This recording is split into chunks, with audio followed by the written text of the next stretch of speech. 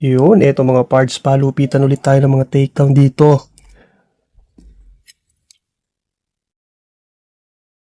Yun, grabe.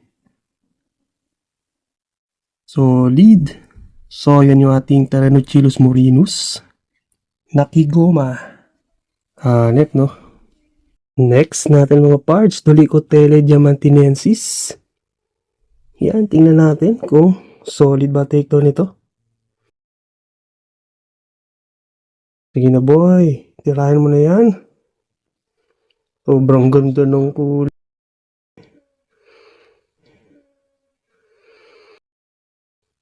Yun. Hindi niya tinuloy. So, kinagat niya, pero hindi niya tinuloy. Solid ng kulay. Napakaganda, mga parts. Yun, meron tayo ditong orb na Ecus Philippinus. Tingnan natin. Ito mga parts, no? Dito ko nilagay sa taas yung kanyang mealworm. So, tingnan natin. Yun, naramdaman niya na. Yun, dali. Butas na butas, oh. Grabe, oh. Nice. Yun. Grabe. Heterotelebilusela. Yan.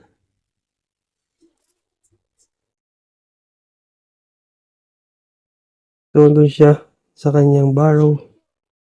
Doon. Ayan na. Ayan na. Yun. So, isa talaga to sa mga solid umatake, no? Solid to make down. Nice, yun, no?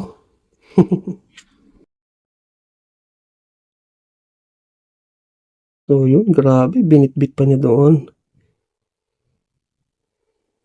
Ganda. Solid ng kulay din ito. Yung next natin, Chilubrachis na Tanicharom o yung X Electric Blue.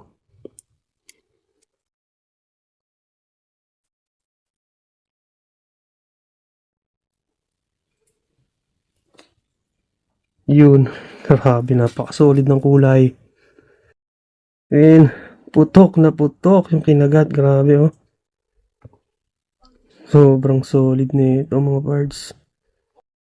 Grabe siya. Grabe siya. Oh, sabog yung super warm, no? Wow. Ito nakakainlove dyan eh. Napakaganda ng kulay niya. So, ito mga parts. Isa sa mga females natin na Harpactira sp Golden Black. Yan. So, nandun siya sa ilalim ng mga dahon. Yan. Gumawa siya doon ng barrow. Yan, so andito siya. Yan. Tingnan natin.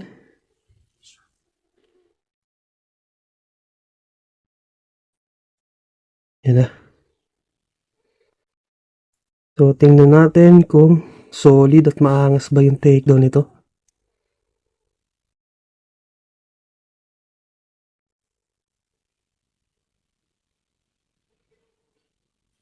Ayan.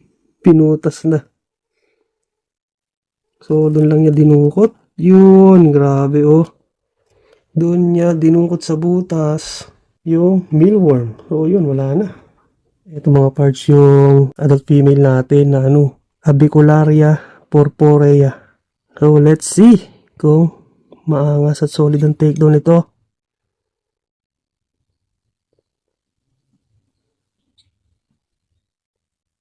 Yun. Hindi niya kinakagat mga parts. So, hindi niya pinakagat. Parang kung di busog, pre-molt siya. Yun. So, normally, grabe din to make down to. At napaka-solid. Pero this time, yan, hindi niya pinapansin. Pinakikiramdaman niya lang. And ayan, ito, lumabas siya. So, yan yung adult female natin. So, nag-iisa na yan dito sa ating tarantula room. Ayan, napakaangas ng kulay. Ganda, no? And yung super warm na wala na. So, hindi ko na nakuha. Kasi gumapang doon sa loob, pababa. And doon, hindi ko na alam kung nasaan. Ayun, bumalik bumalik yung super warm. So, ayan, makukuha natin. Kasi ayaw naman kumain itong gagamba natin. So, kailangan natin kunin itong super warm. Ayan. Ayun. Uy, ayan.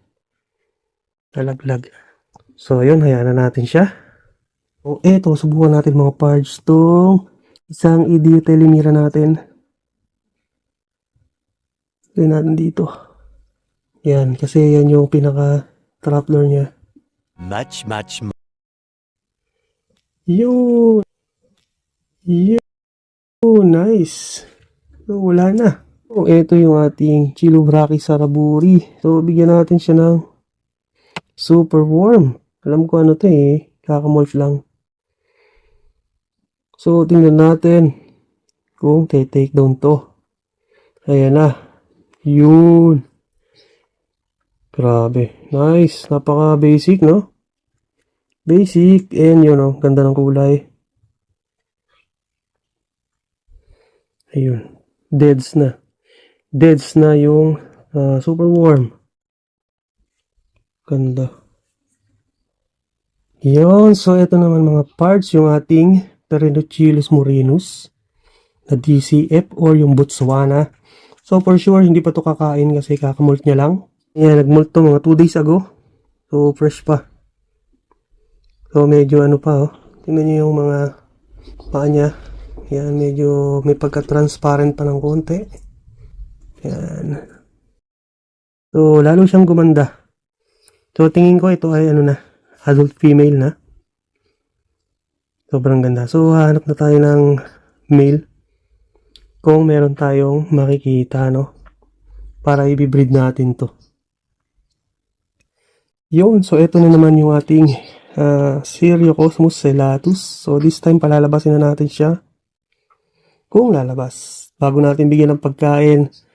Para naman makita natin kung gaano kaganda. Ano itsura niya. Kasi, ilang feeding videos na yung nakasama siya. Pero, hindi natin siya nakikita ng maayos. So, tingnan natin dito sa kabilang side. Yun. So, ayan siya, mga parts. Yan yung adult female Seriocosmus cellatus. So, yan, pwede na natin siyang bigyan ng pagkain dito. Yan.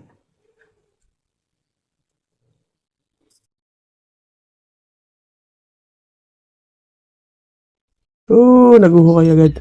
Dito natin ihulog mga parts. Yun. Yun. So, napaka-solid. So, dinakma ka agad, oh. Kaya lang sabay hila dun sa loob ng kanyang hide. Pero okay na. Dahil nakita natin siya. Napaka-solid niya, no. So, yun. Matagal-tagal na rin ako naghahanap ng male para sa kanya. Kaya lang, wala akong makita. So, sayang yung panahon.